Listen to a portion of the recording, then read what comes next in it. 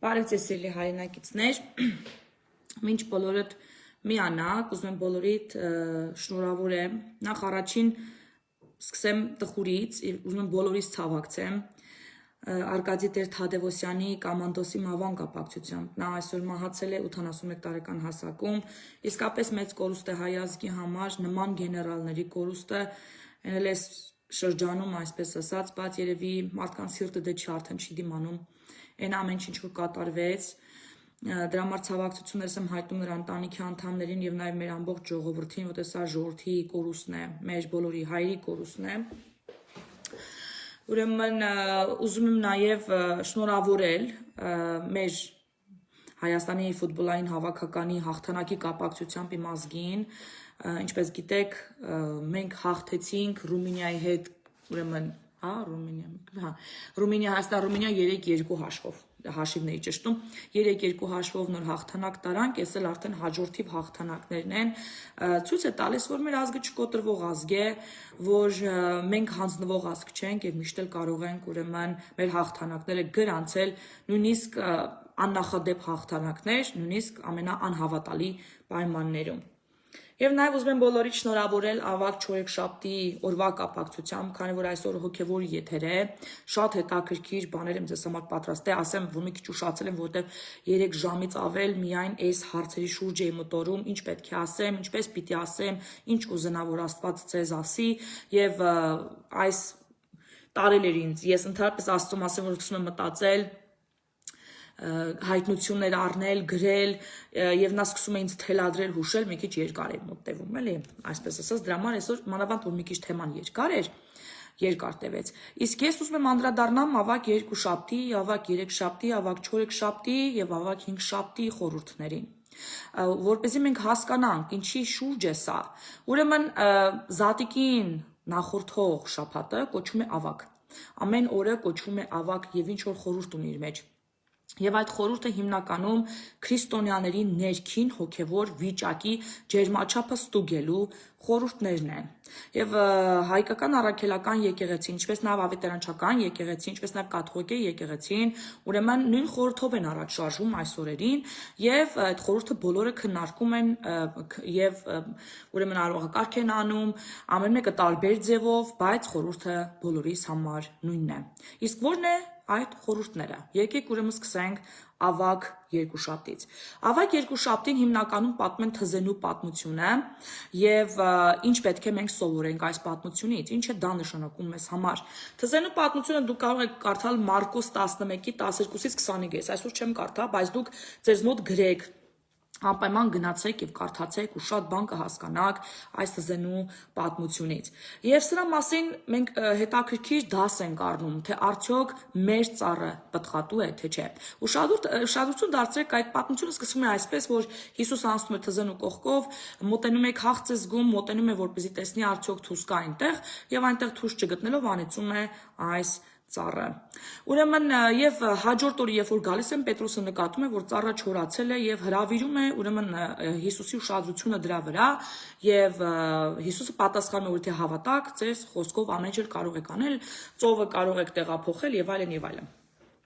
Հիմա հասկանանք այս ծառը ով է։ Այս ծառը մենք ենք, սիրելի հայրենակիցներ, հավատացյալ բոլոր քրիստոնյաները, ովքեր իրենց հավատացյալ քրիստոնյա են կոչում։ Մենք ես մի քիչ ձևակերպ եմ, հավատացյալ, որ ասում եմ, բոլորը ասենց վատ ձևով միանգամից աղանդավոր են մտածում կամ մտածում են Եհովայի վկաներ, մարդիկ կան, որ ասենք դեռ հոգեոր առումով այդ լեվելի վրա չեն, որ տարբերություն հասկանան։ Բոլորս հավատացյալ ենք։ Այն մարդիկ, ովքեր հավատում են Քրիստոսին, կոչվում են հավատացյալներ։ Թե որ ուղղությանն են պատկանում, դա է տարբեր։ Առաքելական, ավետարանչական, այնտեղ չգիտեմ կաթողիկ է,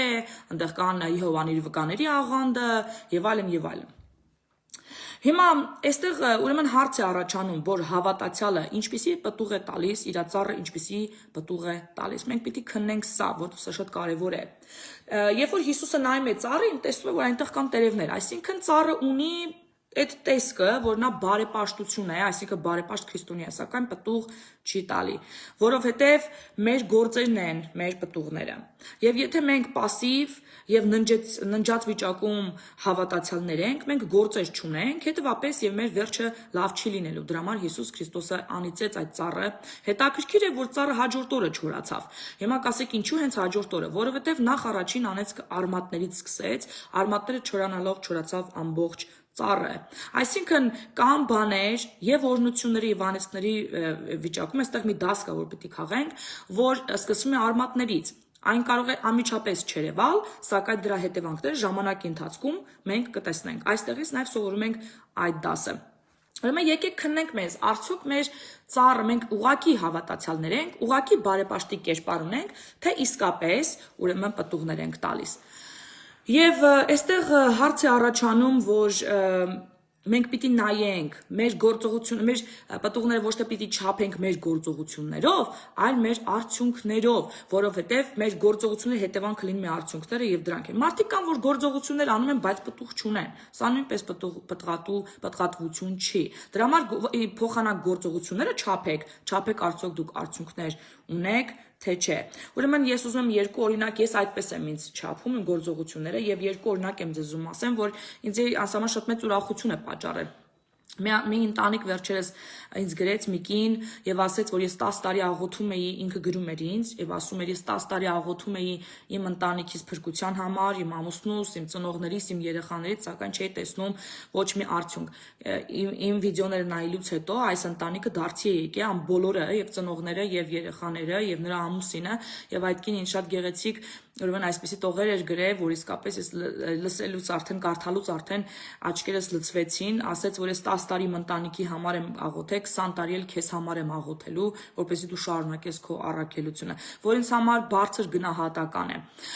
Եվ երկրորդ օրինակը, որ ուզում եմ պատմեմ, դա մի տարուկես առաջ էր, երբ որ ես հենց այդքան էլ հոգևոր վիդեոներ անընդհատ չէի անում պարբերաբար, մեկ-մեկ էի անում։ Ուրեմն մի վիդեո հիշում եք հրապարակեցի սուտ բարեպաշտները, հենց վերաբերվում էր այդ пассив վիճակում գտնվող քրիստոնյաներին, որոնք իրենց հավատացել են կարծում, բայց քննադատում, բամբասում, ստում, զրպարտում եւ այլն անում եւ պետք է հետ կանգնեն իրենց ճանապարհներից։ Ուրեմն ինձ զանգեց ավետարանչական եկեղեցու մի քարոզիչ Ռուսաստանից, որ ես չէի ճանաչում եւ նա շնորհակալություն հայտնեց, որտեւ իրենց ընտանիքում, իրենց եկեղեցում կար մի կին, որը տարիներ շարունակ հաճախում էր ավետարանչական եկեղեցի, իսկ նրա ամուսինը լսել անգամ չէր ուզում ուրեմն եկեղեցու գնալու կամ դարձի գալու Աստծուն իր կյանքը նվիրելու մասին։ Սակայն այդ վիդեոից անմիջապես հետո նա հաջորդ օրը գնացել է այդ եկեղեցի, ապաշխարություն է արել, մկրտություն է արել ջրով եւ փրկվել է։ Եվ նա այդ քարոզիչը ինձ շնորհակալություն էր հայտնում դրա համար։ Սրանք այն պտուղներն են, որոնք չափելի են դարձնում արդյոք մեր գործողությունները համակարգված են Սուրբ Հոգու միջոցով, արդյոք խոսքը ազդում է, սերմ դնում է լսողների սրտի մեջ։ Եվ ծառայությունը կարող է լինել տարբեր, ձեր գործերը կարող են լինել ընդհանրապես ոչ այսպիսին։ Մարդիկ կան առաջնորդում են այսպիսի վիդեոներով, մարդիկ կան քարոզներով, մարդիկ կան պարզապես անհատական ծառայություն են անում կամ որևիցե բարեգործական գործողություններ են մասնակցում, եկեղեցի կայացման հարցում են գործողություններում եւ այլն։ Այսինքն ծառայությունը կարող է լինել տարբեր, սակայն արդյունքներով պիտի ճշտեք, արդյոք ձեր գործողությունները պտղատու են, արդյոք դուք ունեք պտուղ։ Այսօր կան քարոզիչներ, որոնք երկար տարիների քարոզիչներ են, սակայն պտուղներ չունեն կամ համարյա թե չունեն եւ տեսանելի չեն, պիտի վերանայեն իրենց ուղիները եւ շատ մարդիկ էլ պիտի վերանայեն, արդյոք ճիշտ ոլորտում են իրանք գործնեություն ծավալում։ Միգուցե պետք է փոխեն ուղղությունը եւ այդ դեպքում կունենան ավելի պտղաբերություն։ Ամեն դեպքում մենք պիտի բոլորս այսօր քննենք մեր գործողությունները եւ հասկանանք մենք որտեղ ենք հոգեվոր, пассив քնած վիճակում ենք, թե ունենք պտուղներ։ Հոգեվոր քաղց ունեցող մարդը, երբ որ մոտենա մեր ծառին, արդյոք կհագենա իր քաղցը, թե ոչ։ Սրա շուրջ մենք պետք է խորհեինք երկուշաբթի օրը, հիմա էլ ուշ չէ, հիմա խորհեք դրա մասին։ Ուրեմն ավակ երկուշաբթի խորհուրդը սա է։ Ավակ երեքշաբթի խորհուրդը 10 կույսերի, ուրեմն պատմությունն է։ 10 կույսերի պատմության մասին ես էլի եմ խոսել, ավելի մանրամասն, այնտեղ նկարագրվում է Փեսայի հարսանիքը, որ գալիս է Փեսան եւ այլն, եւ շատ հետաքրքիր է, որ 10 կույսերից 5-ը այդպես էլ չեն կարողանում մտնել հարսանիքին։ Սա նույնպես, ինչպես գիտեք, վերաբերվում է քրիստոնյաների ներքին, ոչ թե անհավատների, ոչ թե հավատքից հեռու մարդկանց է վերաբերվում այս խորհուրդները, այլ հենց քրիստոնյաներին, եւ հենց քրիստոնյաների մեջ լինելու են մարդիկ, որ չեն փրկվելու եւ Աստծո թագավորությանը չեն արժանանալու։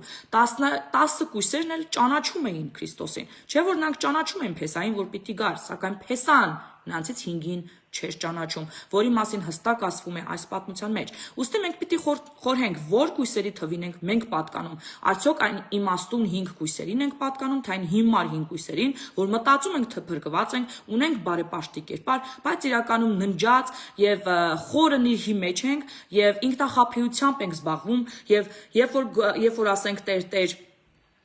ես բաց դուռը նա ասելու է ով եք դուք ես ձեզ չեմ ճանաչում դրա համար մենք պիտի խորհենք սրա մասին եւ նորից գալիս ենք մեր նախորդ խորհրդին թե արդյոք մենք ունենք պտուղներ մեր գործողությունները համակարգված են Սուրբ Հոգու միջոցով Սուրբ Հոգու չէ որ Սուրբ Հոգու միջոցով ենք մենք հարաբերվում Աստծո հետ եւ Աստված մեզ ճանաչում է Սուրբ Հոգուց որտեղ Սուրբ Հոգին մեզ պատմում է Աստծո մասին իսկ գահի մոտ Աստծուն պատմում է մեր մասին հարաբերության մեր միջնորդը Սուրբ Հոգին է եթե նա մեր մեջ բնակվում է եթե նա մեզ առաջնորդում է մեզ ուղղորդում է ապա Աստված մեզ ճանաչում է, Հիսուսը մեզ ճանաչում է, Հայրը մեզ ճանաչում է։ Դրա համար պետք է քննես արդյոք քո եւ Սուրբ Հոգու հարաբերությունները, ինչպիսին են նրանք, եւ եթե նրանք նիրհած ու քնած վիճակում են, արթնացրու քո մեջ դա, եւ քո գործերով ակտիվ գործնության անցիր Աստծո թագավորությունը երկիր բերելու նպատակով, քանի որ այդ թագավորությունը մենք հենց ակտիվ քրիստոնյաները, հենց այդ իմաստուն կույսերն են, որ բերում են երկիր։ Դրա համար մենք պիտի քննենք արդյոք մենք ուրեմն ունենք պտուղներ եւ երկրորդ ինչպիսին են մեր հարաբերությունները Սուրբ Հոգու հետ այդ յուղը որ ճունեին այն 5 կույսերը նկարագրում է հենց Սուրբ Հոգին Ես Սուրբ Հոգու մասին ես առանձին մեկ վիդեո կանեմ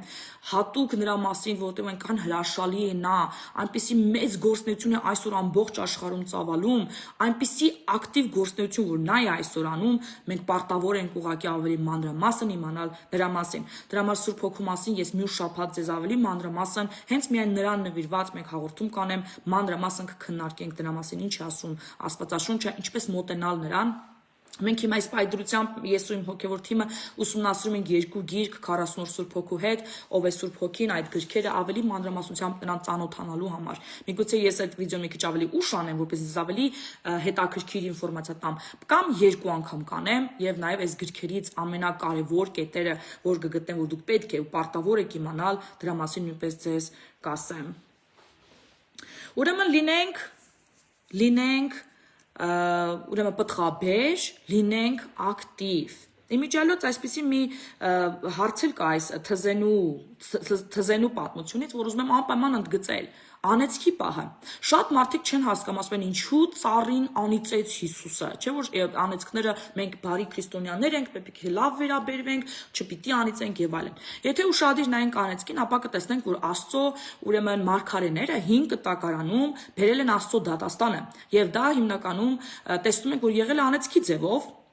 Եվ շատ անեծքների մասին է խոսվում, որ մարգարեներն են դրել ժողովուրդների վրա կամ տարբեր ուրեմն իրավիճակներում։ Սակայն նոր կտակարանում, երբ որ Պետրոսը հարցնում է եւ մյուս աշակերտը հարցնում է, թե Եղիայի պես կրակ բերենք նրանց գլխին, Հիսուսը ասում է, որ ոչ, թույլ չի տալիս, որպեսզի Եղիայի օրինակով, որ անեծք բերեց, անեծք բերեն այդ մարդկանց վրա։ Այսինքն նոր կտակարանում անեծքի պահը շատ զգուշ պիտի լինենք, որտեղ դա մեզ ուրեմն չի, այսպես ասած գործիք չի պիտի լինի մեր ձեռքին։ Չնայած որ Հիսուս Քրիստոսը հենց այս նույն թզենու պատմության մեջ ասում է դուք էլ կարող եք անել այս, եւ որ ասում է Պետրոսը ասում է վայ ծառը չորացել է, ասում է դուք էլ կարող եք այս անել, այսինքն անեծքի ուժը, խոսքի ուժը, նաեւ քրիստոնյաները ունեն դա, որ կարող են ուրեմն քանդել ինչ որ չար գործ։ Սակայն պետք է հասկանանք, որ նոր կտակարանի մեջ մենք չպետք է անեծենք մարդկանց, այլ մեղքը։ Եվ հերրու պիտի մնանք անձերին անեծքից ու զգուշ եղեք, որովհետև անձերին անուծելուց կրկնակի ձևով անեծքը ետ կգա ձեզ, սակայն մեղքի հանդեպ դուք պարտավոր եք քայլեր ձեռնարկել։ Եվ շատ կան այդպիսի հիմիկվա մեծ մարգարեներ, մեծ քարոզիչներ, ինչպիսին Դերեկ Փրինսը, որ անիծել է եւ անեծքը տեղ է հասել։ Օրինակ պատմում է իր գրքերից մեկի մեջ, հենց մեկ այդ օրնություններ Եվանես գրքի մեջի վերջին հատորն է կարծեմ, այնտեղ պատմում է մի պատմություն, որտեղ Դերեկ Փրինսի եկեղեցու կողքը եղել այսպիսի մի այլանդակ տեղ, անառականոց, որտեղ նարկոտիկներ են արել, ամբարականություն են արել, տարբեր բաներ խանգարել են միշտ ուրեմն եկեղեցու արողակարգին Եվ մի օր Սուրբ Հոգու առաջնորդությամբ լցված նա անեծք է դրել այդ տեղի վրա, դրանց անցել է 2 շաբաթ եւ այդտեղը սկսել է այրվել։ Հետաքրքիր է, որ եկեղեցին այդ պաժարից չի տուժել եւ քամին փչել է հակառակ ուղղությամբ եւ բացարձակ ոչ մի խնդիր չի եղել, որ եկեղեցու հանդեպ եւ փակվել է այդ մեղքերի տեղը։ Ոչ մեկ չի մահացել, մարդկային կորուստներ չեն եղել, սակայն վերացել է այդ մեղսագործ տարածքը, այսինքն անեծքը կպել է մեղքին եւ քանդել է չարի գործերը, բայց ոչ անձանց։ Այստեղից մենք հասկանում ենք, որ անեծքի հանդեպ խոսքի ուժի մասին ենք հասկանում, որ մենք քրիստոնյաները ունենք այդ ուժը եւ պետք է միայն լավ նպատակներով օգտագործենք եւ նաեւ միևնույն ժամանակ չհանդուրժենք մեղքը Եվ քայլեր, ակտիվ քայլեր գործադրենք այդ մեղսագործ տեղերի եւ մեղքի դեմ։ Այսինքն մենք կարող ենք դա քանդել մեր ուրեմն աղոթքներով, օրհնություններով, անձերի եւ մեղքի հանդեպ մեղքի անեծքներով։ Եվ շատերն են ինձ մեղադրում, ասում են դու հիմա քաղաքական գործիչ ես, թե հոգեվոր ես։ Ես շատ եմ անդրադարձել, հարցին չեմ ուզում անդրադառնալ, մենակ մի բան կարող եմ ասեմ, որ ես пассив քրիստոնյա չեմ։ Ես ակտիվ քրիստոնյա եմ, ինչպես օրհնում եմ, այնպես էլ կարող եմ չարի գործերը քանդել, ճշմարտությունը բացահայտելով եւ արդարության մասին խոսելով։ Ակտիվ քրիստոնյաները, իսկական քրիստոնյաները, տաք քրիստոնյաները, գաղջ վիճակում գտնվող քրիստոնյաները, որոնց մասին Աստված ասում է ես քեզ պիտի դուրս թքեմ իմ բերանից, գաղջ քրիստոնյաների մասին է խոսքը, գոլ վիճակում, пассив, քնած վիճակում գտնվող քրիստոնյաների մասին, ասում է ձեզ դուրս պիտի թքեմ իմ բերանից, իսկ տաք քրիստոնյաներին ասում է դու պիտի ընտրես կամ տաք կամ սառը Հիմա ես բարակամ ես տակ քրիստոնյա եմ, որ ես պայքարում եմ մեղքի դեմ, չարի բոլոր գործերի դեմ, հանձինս այս վիդեոն օրինակ, սա պայքար է, որպեսզի մարդկանց սրտերի մեջ Աստծո սերմը, Աստծո խոսքի սերմը դրվի եւ աճի ու պտուղ տա։ Դրա համար է սա ուղղված։ Բնականաբար գործողը ես չեմ, գործող ամենակարևոր անձը իմ բոլոր գործողությունների մեջ, նույնիսկ այս վիդեոյի մեջ Սուրբ Հոգին է, նա է, որ կպտում է ձեր սրտերին, նա է, որ ջրում է այդ սերմը, որ ձեզ ինֆորմացիա է տալի, ոչ միայն այս աղբյուրից, այլև տարբեր այլ աղբյուրներից, որ ձեզ դարձի է բերում, պատասխան է տալիս ձեր աղոթքներին, հրաշքներ է գործում եւ հաստատում է, որ միայն Տերը կարող է ձեզ փրկել եւ նրա հրաշքները ձեզ համար են, որ նա ինչպիսին էլ որ դուք մտածեք ձեր մասին Աստված ձեզ տեսնում է որպես իր ընտրյալ զավակներ, սիրում է եւ փորձում է եւ ամեն գնով փորձում է փրկել ձեր Հիսուս Քրիստոսի սուրբ արյունով։ Դրա համար նույնիսկ այս վիդեոյի այսպես ասած գլխավոր դերակատարը չի երևում, բայց նա Սուրբ Հոգին է։ Եվ ես նույն ձևով էլ անարդարության դեմ եմ խոսում, ճշմարտության մասին եմ խոսում, քանի որ որպես տակ քրիստոնյա չեմ հանդուրժում անարդարությունն ու սուտը եւ բարձրաձայնում եմ արդարությունը։ Կան քրիստոնյաներ, որ ասում են Աշխարհի գործերը ինձ չի վերաբերվում, հա ես տեսնում եմ, որ կաշառք է կատարվում, թալան է կատարվում, բայց ինձ ինչ, ես աշխարհի գործերին չեմ ուրեմն խառնվում, ուրեմն դուք ձեզ անակնկալ է սպասվում, Աստված ձեզ չի ճանաչում, քանի որ ձեր գործերով դուք չեք առաջնորդվում արդարության եւ ճշմարտության համար, գաղջ վիճակում եք եւ այդ վիճակում ձեզ թքելու է Տեր Աստվածը։ Իսկ այն եւ բնականաբար մի ուրիշ պատվիրանել եք խախտում, Աստվածաշնչում ասում է անօրենների կողքը կանգնողը կիսում է նրա պատիժը եւ այս չորացած թզենու պատմությունը կարող է կրկնվել, որ անեծքի հետևանքով մահ է գալու։ Զգույշ եղեք ձեր գործողությունների մեջ կամ ձեր քննադատությունների մեջ, որովհետև Աստծո արդարության կանչը, զիլը իրանց մեջ ունեցող մարդիկ միշտ էլ դեմ են խոսում ամեն տեսակ արդարությանը եւ բարձրաձայնում են ճշմարտությունը։ Բայց նորից եմ կրկնում ոչ թե անձերի, այլ ընդհանուր համակարգի կամ մեղքի դեմ։ Մի քիչ շեղվեցի։ Հիմա անցնենք ուրեմն երրորդին, որը կոչվում է այսօրվանը, կոչվում է ավագ չորեքշաբթի, այսինքն Հայաստանի ժամը արդեն 3-վան է, Սփյուռքի համար այսօրվանը կոչվում է ավագ չորեքշաբթի, եւ այստեղ պատմությունը եւ դասերը հետեւյալն են. Մարիամի ուրեմն յուղով օծելը Հիսուսի ոտքերը եւ Հուդայի դավաճանությունը։ Այս երկու պատմությունները միասին։ Ինչու այս երկու պատմությունները, որովհետեւ այս երկու պատմությունից հստակ երևում է Հիսուսի հետևորդների սրտի դիրքը։ Չէ՞ որ եւ Հուդան եւ Մարիամը ուրեմն Հիսուսի հետևորդներից էին, բայց նրանց սրտերը բնականաբար գտնվում են հակառակ դաշտերում եւ մենք պիտի այսօր քննենք մեր սրտի դիրքը, որտեղ է մեր սիրտը գտնվում Աստծո հանդեպ մեր վերաբերմունքի մեջ։ Ով էր Մարիամը։ Շատերը մտածում են, որ Մարիամը, ով նախ մի քանի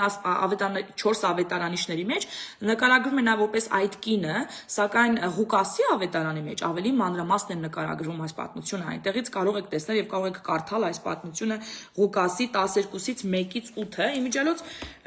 կարդամ հա մի մասը։ Մի րոպե տեսնեմ, ես նշել եմ այդ մասը ձեզ համար, որ կարդամ։ Որտեւ կարևոր եմ համարում այդ մասը չեմ նշել, լավ դուք գնացեք կարդացեք 12-ի 1-ից 8-ը։ Ուրեմն այս պատմության մեջ, երբ որ Մարիամը օծում է նրա ոտքերը, Աստվածաշունչը հստակ ցույց է տալիս, որ նա Ղազարոսի քույր Մարիամն է, այլ ոչ թե Մարիա Մագդաղենացին։ Շատերը կարծում են նա Մարիա Մագդաղենացին է, բայց Մարիա Մագդաղենացին է, բայց նա այդպես չէ։ Նա ուրեմն Ղազարոսի քույր Մարիամն է, եւ այդ յուղը, որով նա օծում է Հիսուսի ոտքերը, շատ թանկարժեք է եղել այն ժամանակ։ Հավասարազորը ես միտեղ կարդացել եմ, չեմ հիշում որտեղ տրադիցիաների մասին, այն ժամանակվա կյանքի մասին, որ կարդում ուսումնասիրում եմ, այդ ժամանակ կարդացել եմ, որ դա ուրեմն մի ամբողջ տուն ոնց որ առնես, այդքան գին է ունեցել, շատ թանկ է եղել։ Եվ այնտեղ օժիտ է եղել նույնիսկ այդ յուղը, օժիտ են տվել, որը շատ մեծ հարստություն է համարվել աղջկա օժիտի մեջ։ Ու հիմա Մարիամ Ղազարոսի քույրը Մարիամը բերում է եւ այդ ուղ ամբողջովին լցնում է Հիսուսի ոտքերի վրա եւ օծում է նրա ոտքերը։ Սա ցույց է տալիս Մարիամի սիրտը։ Նա իր ամբողջը տվեց Հիսուսին, իր ունեցած ամենաթանկարժեքը, իր օժիտը, այն թանկարժեք բանը, որ ինքը ուներ, նա տվեց Հիսուսին եւ չափսոսաց։ Եվ այդտեղ Աստվածաշունչը նկարագրում է, որ աշակերտներից ասում է բողոքողներ եղան, իսկ Ղուկասը նշում է ով, ուրեմն Հուդա Իսկարիովտացին է բողոքե, թե ինչու մենք կարայինք այդ յուղը ծախեինք եւ լիքը գումար վերցնենք աղքատներին օգնեինք։ Սակայն Հիսուսը նրան հանդիմանում է եւ ասում է, որ աղքատներ դուք միշտ կունենաք ձեր շրջապատում, բայց ոչ ինձ։ Եվ սա փառամոլություն մի դիտեք, այլ սա ուղղակի Հիսուս Քրիստոսին ձեր սրտի դիրքը արտահայտելու գործողություն դիտեք, որպես Մարիամի կողմից, նաև ձեր կողմից կարող է դա լինել, երբ որ դուք տալիս եք Հիսուսին ձեր ունեցած ամենաթանկագինը։ Իսկ այսօր ամենաթանկագին բանը, որ մարդը ունի, դա ժամանակն է։ Տրամադրեք Աստծուն ձեր ժամանակը, տրամադրեք նրան փառաբանելու, գովաբանելու, Աստծո խոսքը կարդալու, Աստծո խոսքով զինվելու մեջ, քանի որ դրանք Աստծո խոսքը ձեր զենքն է, ձեր սուրը, որով դուք կռվելու եք չարի դեմ, ձեր աղոթքներում եւ ընդհանրապես բոլորի մահվան դեմ, անեծքի դեմ, հիվանդությունների դեմ եւ այլն, Աստծո խոսքը ձեր սուրն է։ Ուրեմն զինվեք եւ սովորեք ինչպես գործածել այդ սուրը եւ ձեր հարազատների համար, ինչպես նաեւ փառաբանեք Աստծուն, որտեղ նա արժանի է։ Նա իսկապես արժանի է այն ամենին եւ արժանի է ձեր ժամանակին, որ դուք տրամադրեք նրան։ Ձեր օրվա 10%-ը, ձեր 10-րդը տվեք Աստծուն եւ ձեր օրվա արդյուն մնացած ժամանակվա 10%-ը անցկացրեք Աստծո հետ, նրան ուղղակի փառաբանելու, շնորհակալություն հայտնելու, խոսքը կարդալու համար։ Իսկ Հուդայի սիրտը այդպեսին չէր։ Նրան արժանի չգտավ այդ յուղին, հակառակը իբրև թե բարեպաշտ մտածում էր։ Սակայն Ղուկասը այս որ կարդաք այս մասը, Հովանեսի գիրքը կարդաք, ոչ թե Ղուկասի։ Հովանեսի մեջ ավելի մանրամասն է գրվում։ Սա Հովանեսի մեջ 12-ի 1-ից 8-ի մեջ գրված է, որ ասում է հստակորեն, որ նա գողանում էր այդ փողից, քանի որ հանդիսանում էր 12 աշակերտների գանձապահը, ուրեմն նա կարողանում էր մուտք ուներ այդ գումարների հետ եւ գողանում էր այդտեղից, դրա համար էլ սիրտը ցաված, որ ինքը էդի չկացավ ծախի եւ այդտեղից ոնց ասած փայ չմտավ այդ գումարի մեջ, այդ էր իր սրտի դիրքը եւ բնականաբար այդտեղից էլ արդեն པարզ է դառնում, որ այդպիսի սրտի դիրք ունեցող մարդը ուրեմն կարող է լինել կաշառակեր, կարող է լինել մատնիչ եւ վերջի վերջո ուրեմն ամբողջովին թաղվել մեղքի մեջ։ Այսպեսով պետք է ուշադիր լինենք, որ փողամոլությունը եւ սուտը, կեղծավորությունը կարող են ավելի մեծ մեղքերի դռներ բացել եւ մարդկանց ներգրավել կաշառակերության մեջ, թալանի մեջ, ինչպես նաեւ միջև մահվան դուռը տանել։ Դրա համար մենք պիտի քննենք այսօր մեր սրտի դիրքը, տեսնենք արդյոք մենք Մարիամի սրտի դիրք ունենք, թե Հուդայի։ Մենք Աստծուն հետևում ենք ինչ որ շահի համար, թե հետևում ենք, որտեղ սիրում ենք նրան եւ ուզում ենք պարզապես փառաբանենք, որտեղ նա արժանի է, ամենաարժանին է եւ մենք պիտի նրան ուղղակի փառաբանենք եւ գովաբանենք։ Ես շատ ժամանակ մտածում եմ, ասում եմ, ինչի օրինակ Աստված ինձ ընտրեց եւ խոսքի այսպիսի ուժ տվեց, որը կարողանում է ազդել մարդկանց սրտերի վրա ամեն առումով եւ փոխել նրանց սրտի դիրքը, որը Սուրբ Հոգով առաջնորդված է իսկապես։ Եւ մտածում եմ, ասոք ինչի համար, ինչով եմ ես դրան արժանացել։ Պատկերացրեք, ես ոչ մի բանով դրան չեմ արժանացել։ Մեզանից ոչ մեկին Աստված չի ընտրում, որովհետեւ մենք արժանի ենք, ամենալավն ենք կամ ամենախոնարհն ենք, ամենագեղեցիկն ենք, ամենաաշատ Աստծո խոսքի իմացողն ենք։ Բնավ, նա կարող է այնպիսի մարդկանց միջոցով գործեր կատարել, որ լրիվ նոր են հավատքի մեջ, բայց կարող է նա օգտագործել նրանց, որտեղ նրանց ընտրում է։ Իսկ ինչպես է ընտրում Աստված այդպիսի մարդկանց։ Նա նայում է նրանց սրտի դիրքին։ Դրա համար քո սրտի դիրքը շատ կարևոր է, որ դու այսօր քննես։ Ուրեմն ես կարծում եմ, իմ մոտ դա հայտնություն է եղել Սուրբ Հոգու միջոցով, անկեղծ որ ասեմ, եւ նա ինձ բացատրել տվել այս հարցի պատասխանը։ Երբ որ ես փոքր էի, ես այնպիսի բնավորություն եմ ունեցել, սիրտ եմ ունեցել, որ ոչ մի բանը երբեք մենակ չէի ուտի։ Միշտ կկիսվեի ինչ-որ մեկի հետ։ Օրինակի համար, ես հիշում եմ իմ պապաս Ռուսաստանից, որ գալիս էր, այն ժամանակ այդ մութ ու ցուրտ տարիներն էր, ասենք ամեն ինչ չկար, երբեմն ասենք շոկոլադը համարվում էր դիլիկատես, կհիշեք երևի այդ ժամանակները, հատկապես իմ սերունդի մարդիկ, որ չկար ամեն ինչ լցված չէր խանութները, մածուն եւ կաթի հերթ էինք կանգնում, հացի հերթ էինք կանգնում, կհիշեք ժամանակները, ամեն ինչ դեֆիցիտ էր։ Եվ երբ որ պապաս գալիս էր Ռուսաստանից, մեզ իշս տեսակ շոկոլադներ էր բերում, տեսակ հետաքրքիր պեչենիներ եւ այլն, ու մամաս բաժանում էր ամեն օր, բոլորիս չափաբաժինով տալիս էր մեծ քրոջս, փոքր քրոջս եւ ինձ։ Իմ քուրերս բնականաբար ամչապես իրանց բաժինը ուտում էին, իսկ ես չէի ուտում, ես տանում պահում էի բոլորը թաքուն տեղեր, որ իրանք չգտնեին։ Հետո երբ որ վերջանում էր, արդեն էլ չկար այդ դիլիկատեսները, այսպես ասած, ես հանում էի, սկսում էի բաժինը հանել, ամեն օր մի հատ եւ 3 մասի կիսել եւ իմ քուրերի հետ կիսվել։ Եվ այսպեսին եմ ես եղել միշտ, երբեք ոչ մի բանը մենակ չեմ արել։ Հիմա էլ որ հանկարծ մի բան եմ ուզում անեմ, սկսում եմ հավաքել իմ ընկերուհիներին, սկսում եմ հավաքել բոլորին, եկեք միասին անենք, եկեք սա անենք եւ այլն։ Դրա համար իմ հոգեվոր խմբում այսօր, որ մենք հավաքված ենք մոտավորապես 30 հոգի, մենք գրքեր ենք կարդում։ Այդ գրքերը ես կարդում եմ հենց այդպես, որովհետեւ ես ուզում եմ, փնտրում եմ Աստծուն, ուզում եմ ավելի շատ նրա մասին իմանամ եւ ուսումնասիրություններ եմ կարդում, հատկապես հզոր մարգարեության գրքեր եմ կարդում։ Եվ ես մենակ դա չեմ անում, ես ասում եմ եկեք միասին կարդանք եւ մենք դա միասին ենք անում։ Եվ ես այսօր հաշվում եմ, որ մենք մեր խմբով արդեն մոտարպես 9 գիրք ենք կարդացել տարբեր թեմաներով։ Ուրեմն դա Աստծո դատարանի մասին, Աստծո հարթակների մասին, Սուրբ Հոգու մասին, հիմա այս պայծրությամբ 2 գիրք ենք կարդում,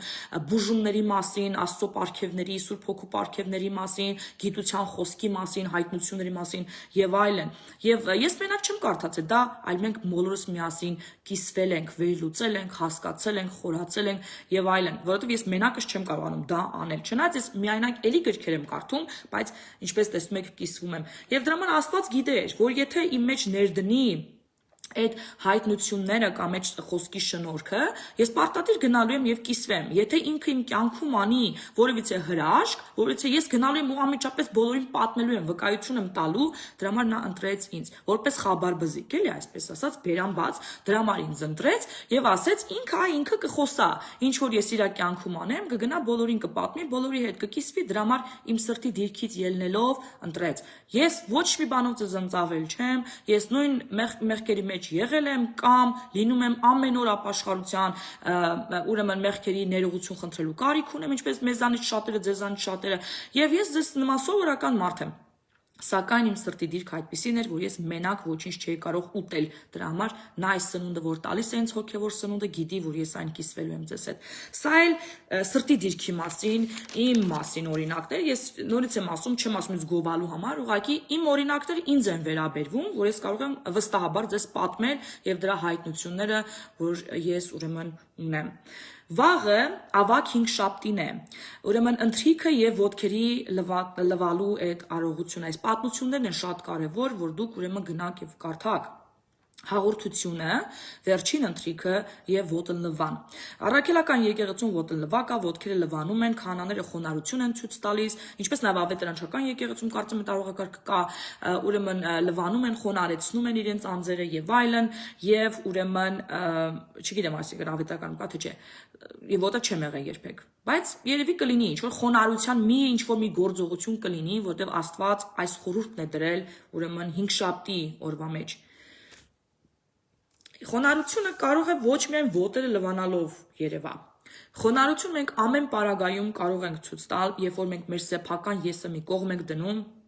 ինչ որ մեկ այլ կարևոր բանի համար, կամ ինչ որ մեկ այլ անձի համար։ Ես մի հատ շատ հետաքրքիր խոնարհության օրինակ ունեմ ձեզ համար, որ ես եմ արել, ինձ հետ է կատարվել։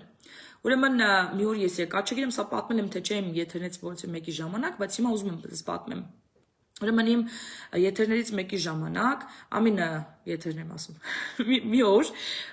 իմ այեպանը ինձ բողոքեց, որ իմ խոտերի վրա շունը գալիս է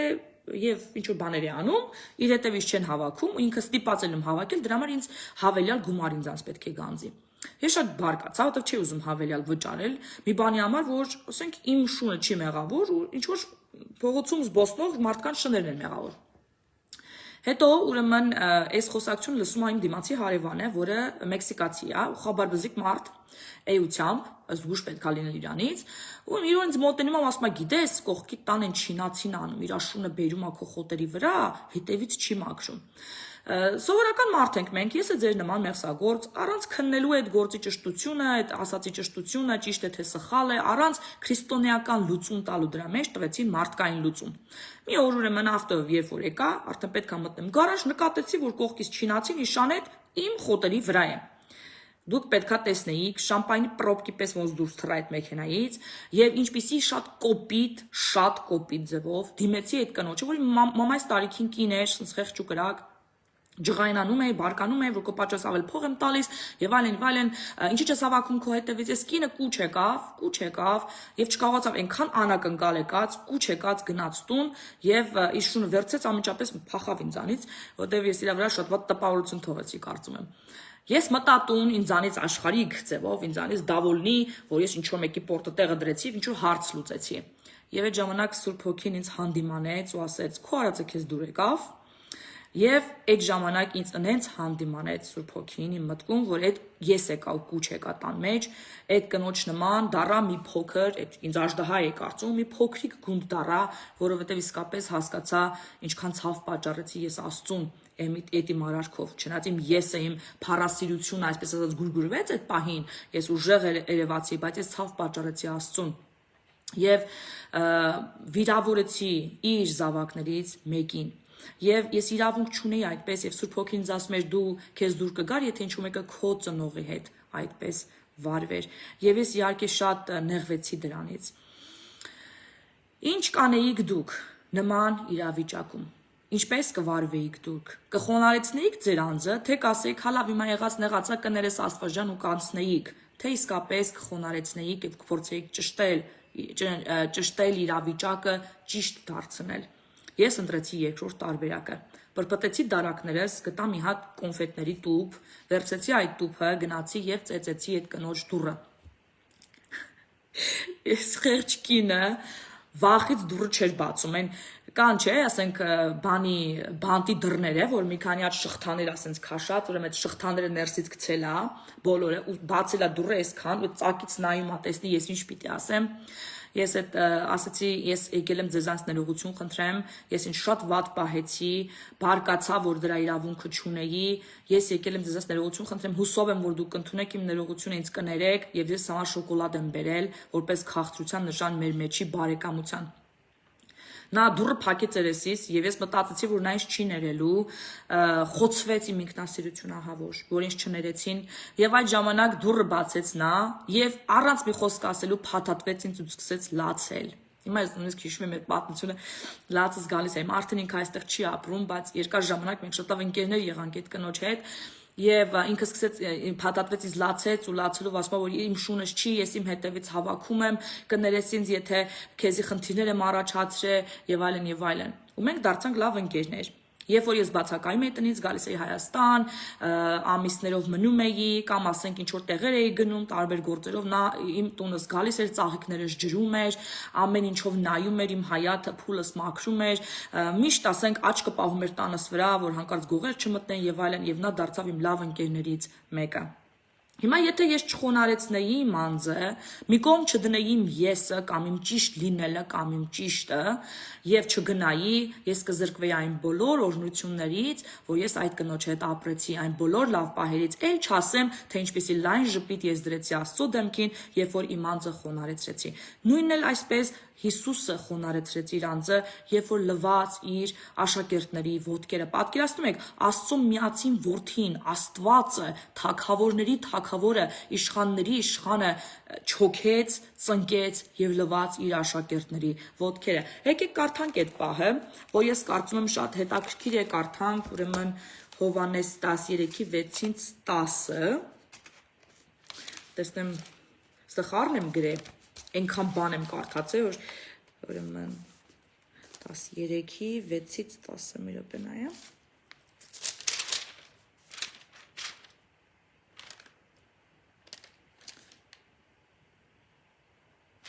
Հա, ասում է մոտեցավ Սիմոն Պետրոսին եւ սա ասաց նրան. «Տեր, դու իմ ոտքերը լվանում ես»։ Դու ես իմ ոտքերը լվանում։ Հիսուսը պատասխանեց նրան ու ասաց. «Ինչ որ ես անում եմ, դու հիմա չես իմանա, բայց հետո կիմանաս»։ Պետրոսը նրան ասաց. «Իմ ոտքերը հավիտյան չես լվանա»։ Հիսուսը պատասխանեց. «Եթե ես չլվանամ, ինձ հետ մաս չունես»։ Սա շատ կարևոր է։ Ուշադիր եղեք։ Եթե ես քո ոտքերը չլվանամ, ինձ հետ մաս չունես։ Սիմոն Պետրոսին ասաց նրան. «Տեր, ոչ թե միայն ոտքերս, այլև իմ ձեռքերն ու գլուխն էլ լվա»։ Հիսուսը նրան ասաց. «Լվացածին ուրիշ բան պետք չէ, բայց միայն ոտքեր լվանալը, քանի որ ամբողջությամբ մաքուր է, եւ դու մաքուր ես, բայց ոչ բոլորդ»։ Ինչ խոսակցություն այստեղ կայացավ, ինչ եղավ, ինչի մասին էր խոսքը ընդհանրապես, արդյոք ոտքեր լվանալու մասին էր, ոչ, այստեղ խոսքը գնում էր Հիսուս Քրիստոսի արյունով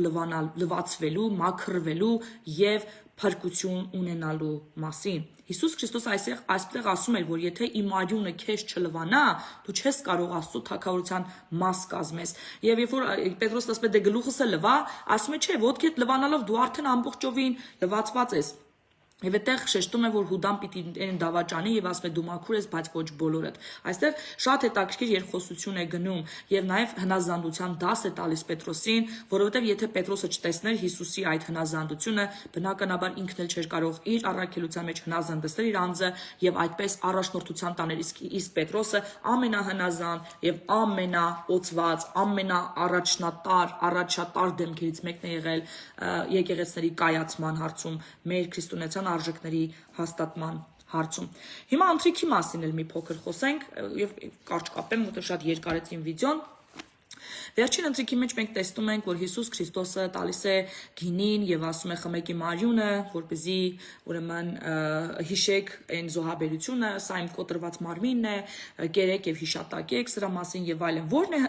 ուրեմն ընթրիքի խորհուրդը, որ մենք հիշենք Հիսուս Քրիստոսի արածը, միշտ մեր միտքը պահենք դրա վրա։ Երկրորդ, արյան միջոցով մենք մաս ընկազմենք թագավորությանը, քանի որ արյունը դա սիմվոլիկ է, մենք իսկապես արյուն չենք խմում, այլ գինի, բայց դա խորհրդանշում է Հիսուս Քրիստոսի արյունը եւ հետեւապես հոգեվոր աշխարհում խորհրդանշում է նրա DNK-ի մեր մեջ անցնելը, որով մենք օրինականորեն դառնում ենք նրա արյունակից որդեգրված ընտանիքի անդամը։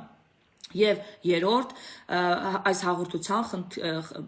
խորհուրդը նրանում է, որ մենք նաև ակնկալում ենք Հիսուս Քրիստոսի երկրորդ գալուստը։ Ուշադիր երևի չեք եղել, այստեղ մի բան եմ ուզում ձեզ ցույց տամ, որ Հիսուս Քրիստոսը երկու բաժակ է փոխանցում, ոչ թե մեկ։ Շատ հետաքրքիր է դա, որովհետև ես ինքս երկար ժամանակ չէի նկատել, հետո մի գիրք էի կարդում եւ այնտեղ նկատեցի, որ նա երկու բաժակ է տալիս, շատ հետաքրքիր բացահայտում էր ինձ համար, դրա համար ես ուզում եմ, որ դուք էլ իմանաք։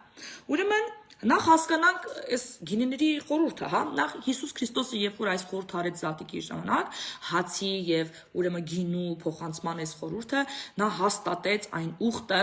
որ արվել էր հրեա ժողովրդի հետ Աստծո կողմից, նրանց անվանելով իր ժողովուրդ, եւ Հիսուսը սրանով խորհրդանշեց, որ ինքն է այդ Քրիստոսը Եվ ինքը ուխտ է հաստատում քրիստոնյաների հետ, նրա աշակերտներ լինելով առաջին քրիստոնյաները նրա հետևորդները։ Եվ պատահական չէր այդ գինու եւ հացի խորհուրդը, որտեղ Իսրայելի ժողովուրդը Զատիկին այսպեսի մի հետաքրքիր ավանդույթ ուներ, ուրեմն նրանք Զատիկի սեղանին 4 բաժակ գինի են խմում։ Առաջինը խմում են ուրեմն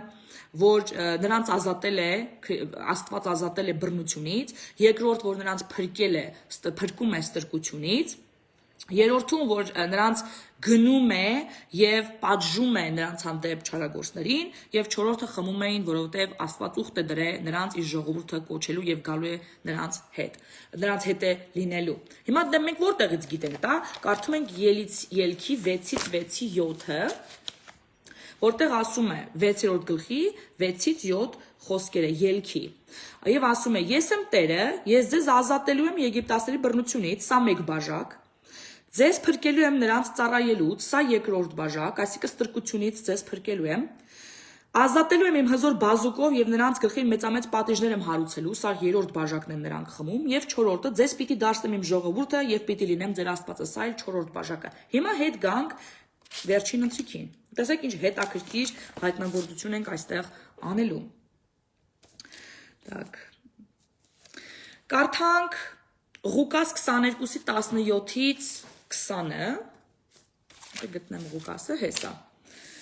Ասում է, եւ բաժակը վերցրեց, ուրեմն սա առաջին բաժակն էր, որ Հիսուսը վերցրեց, եւ ասե գոհություն հայտնեց Աստծուն եւ ասաց. Առեք այս բաժակը ձեր մեջ, ասում եմ ձեզ, եթե այսուհետեւ որդատունքի բերքից չեմ խմելու, մինչեւ որ գա Աստծո արքայությունը։ Հիշեք էսի, որ այդ բաժակը չեմ խմելու։ Սա նա նկատի ունի 4-րդ բաժակը, որովհետև երբ որ հրեաները խմում են 4-րդ բաժակը, խմում են, որ Աստված եկել է եւ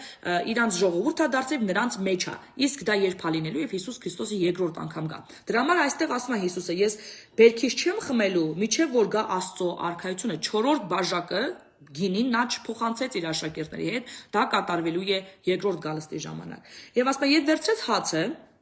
օրնություն հայտնեց Աստծուն, կտրեց եւ տվեց նրանց եւ ասաց. Սա իմ մարմինը, որ շատերի համար տրվավ, այս արեք իմ հիշատակի համար։ Հետո տեսեք, երկրորդ բաժակն է վերցնում, ասում է նույնպես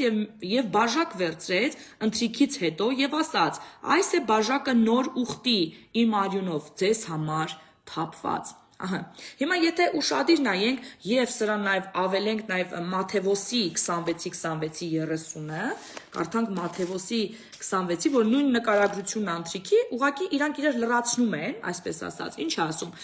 Եվ մինչև նրանք դեռ ուտում էին, Հիսուսը հացը վերցրեց, օրնեց եւ կտրեց եւ տվեց աշակերտներին եւ ասաց. Առեք կերեք այս է իմ մարմինը, եւ բաժակը վերցնելով գոհություն հայտնեց եւ տվեց նրանց եւ ասաց.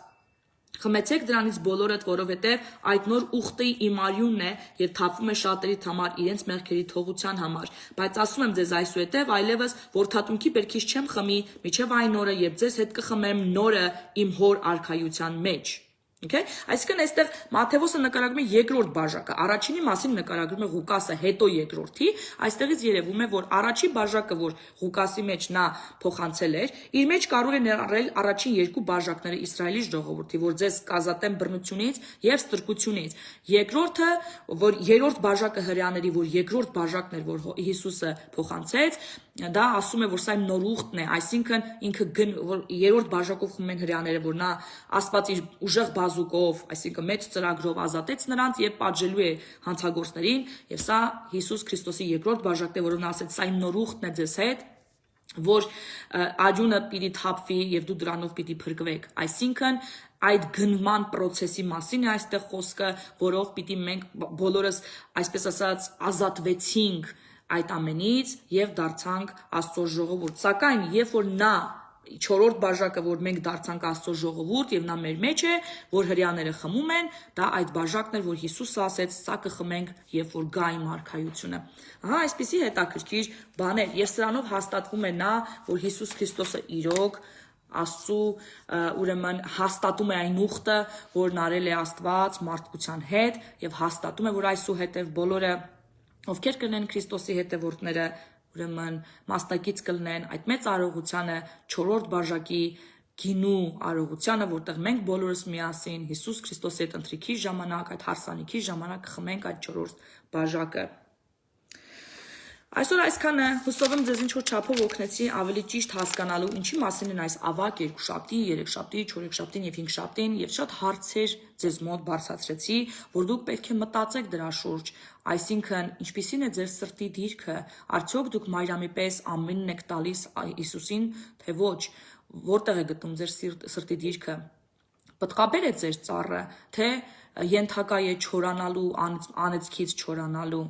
արդյոք դուք պատրաստ եք Սուրբ Հոգու հետ հարաբերություններում, ճանաչում եք նրան անձնապես, որովհետև նա է լինելու, որ ձեր մասին պատմելու է գահի մոտ, եւ Աստված ձեզ ճանաչելու է նրա միջոցով, ինչպիսին են ձեր հարաբերությունները Աստծո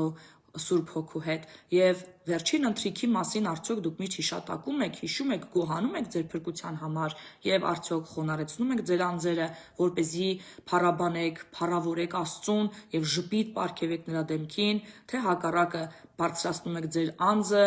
եւ փառք եք բերում ինքներդ ձեր անձի վրա։ Սա շատ հարցեր են, որի մասին մենք պիտի խորհենք այս շաբաթ, շատ խորհենք, շատ մտածենք, գործողությունների